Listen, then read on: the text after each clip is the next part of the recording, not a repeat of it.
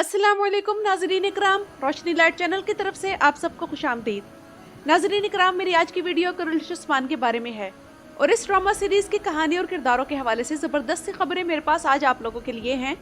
क्योंकि new year की छुट्टियों के दौरान बोज़दैक प्रोडक्शन की तरफ से उनके सोशल मीडिया अकाउंट पर एक तस्वीर सामने आई जो कि 31 दिसंबर 2024 को रिलीज की गई थी। इस तस्वीर से मालूम हुआ कि किस्त नंबर 178 तक इस ड्रामे का जो मौजूदा सिनेरियो चल रहा है वो खत्म हो जाएगा और नया सिनेरियो शुरू होगा। मौजूदा सिनेरियो यही है कि उस्मान बे मंगोलों के कब्जे में है, इनका कबीला बर्बाद हो चुका है, आल्प्स मफरूर हैं और जैरकोताय का बेटा हलीमा, यूसुफ और सारुचा मंगोलों के कब्जे में है।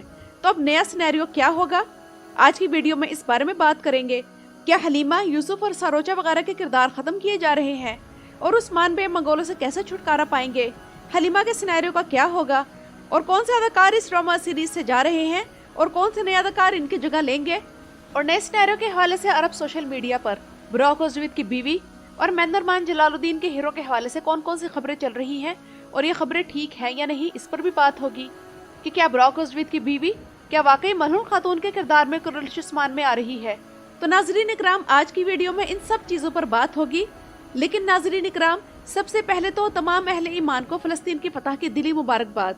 अल्लाह ताला की बलाए अव्वल को कायम रखे और इसे मुसलमानों और फ़लस्तीनियों के लिए अमन का मरकज़ बना दे।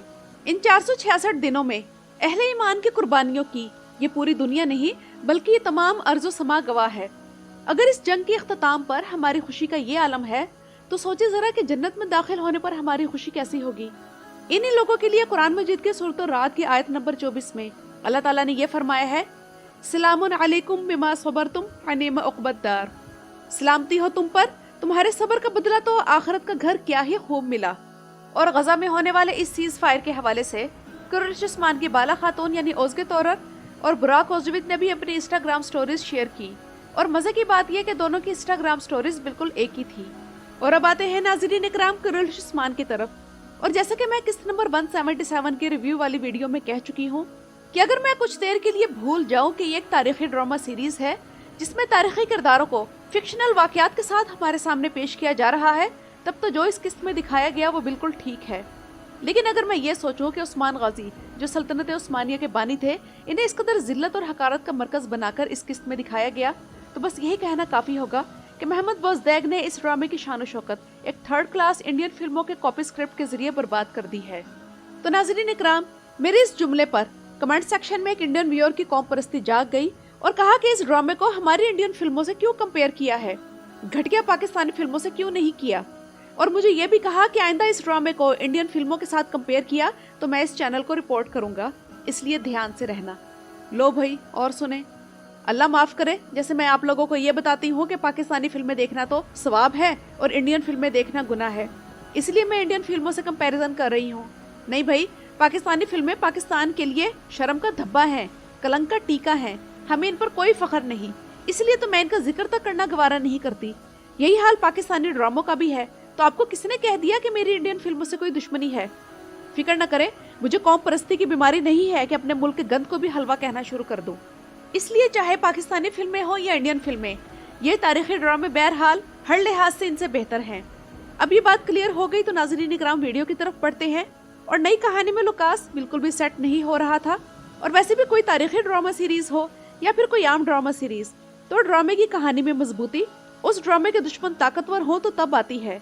जहां एक तरफ उलुगान एक ताकतवर दुश्मन के तौर पर सामने आया जिसने आते ही एक झटके में उस्मान बे के कबीले का सफाया कर दिया, तो दूसरी तरफ लुकास जिसकी पर्सनैलिटी भी स्ट्रांग थी, स्टाइल भी अच्छा था और अदाकारी भी, तो उसकी सीजन 6 में एंट्री भी अच्छी थी। लेकिन जैसे ही सोफिया की एंट्री हुई तो इसका किरदार कहीं पीछे दब गया। यानी कि सारे प्लान सोफिया बनाती है और उसका होना या ना होना बराबर है। दूसरी तरफ इस लिहाज से सोफिया की मौजूदगी भी अब इतनी अहम नहीं रही।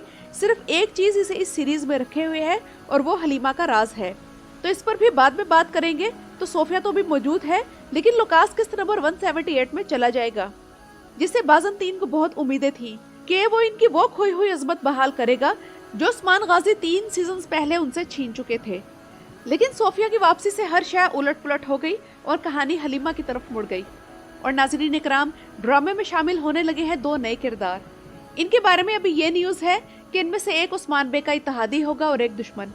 शुक्र है कि कोई इत्तेहादी आया, क्योंकि इस वक्त उस्मान बे हर तरफ से दुश्मनों ही के दरमियान घिरे हुए हैं। और एक बात और नोट करें कि आने वाले सिनेरियो के हिसाब से लुकास का किरदार तो खत्म होगा, लेकिन इल्बाई के बारे में अभी ऐसी कोई खबर नहीं।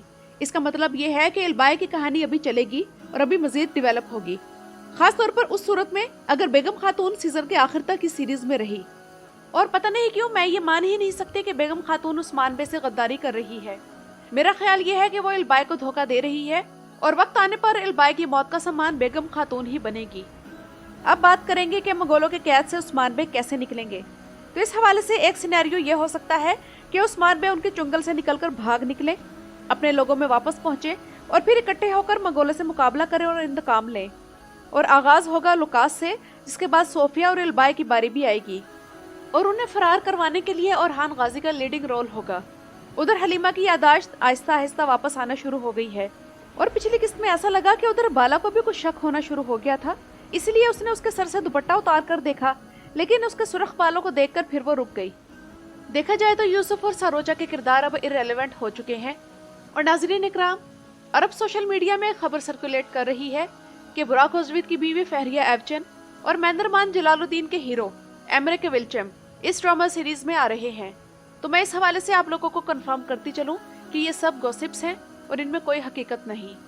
पिछली किस्त की रेटिंग एकदम से ऊपर गई, इससे हमें ये तो अंदाजा हो गया कि तुर्की वाले तारीखी ड्रामों में किस किस्म के सिनेरियोस चाहते हैं। लेकिन क्या आप लोग ये बात जानते हैं, इस एपिसोड की तुर्की में हाईएस्ट व्यूअरशिप गई है और सिर्फ 3 दिन में 5.6 मिलियन लोगों ने यूट्यूब पर यह किस्त देख भी ली। महमद बुज़दैक का दिल तो बाग बाग हो गया होगा और उन्होंने इस सीरीज को 7वें बल्कि 8वें सीजन के लिए भी रिन्यू करने का प्लान सोच लिया होगा। जाहिर सी बात है कि यही सीरीज तो महमद बुज़दैक को हाई प्रॉफिट और फाइनेंशियल रिटर्न दे रही है, तो इसे कैसे खत्म करने का सोच सकते हैं। बुराक ओज़विद का नाम ही काफी है। और नाज़रीन इकराम, अदाकार बनना आसान है, लेकिन बुराक ओज़विद बनना बहुत मुश्किल है। तुर्की की उस सर्दी में जिस तरह बुराक ओज़विद ने शूटिंग के दौरान जो तकलीफ उठाई, तो बुराक के चेहरे के एक्सप्रेशन सब बता रहे थे। कहानी को एक तरफ रखकर बुराक की इस परफॉर्मेंस की दाद न देना ज्यादती होगी। इसी ड्रामेटिक परफॉर्मेंस की वजह से फॉलोअर्स की बड़ी तादाद में उन्हें तारीफें मिली हैं। और सोचिए जरा कि ऐसा ही सिनेरियो और ऐसी ही परफॉर्मेंस बुरसा के मुहासरे में नाकामी के बारे में दिखाई जाती, तब रेटिंग कहाँ तक जाती। लेकिन लगता है कि महमद बुज़दैक के लिए 6-7 रेटिंग काफी है, इनका गुजारा हो रहा है। कौन बुरसा का सेट बनाए और इस पर पैसा लगाए।